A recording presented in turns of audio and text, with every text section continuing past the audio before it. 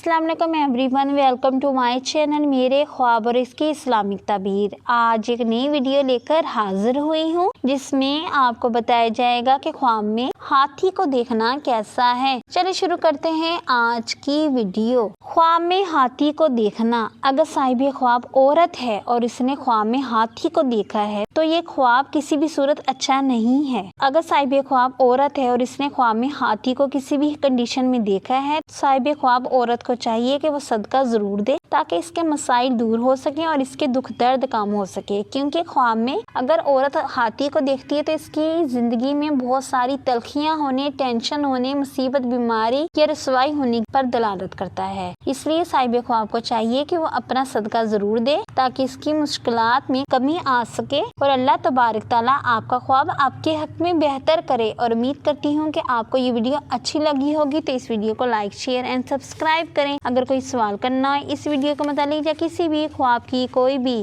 ताबीर मालूम करना चाहते हैं तो कमेंट्स में कर सकते हैं। Thanks for watching and supporting video. Allah Hafiz.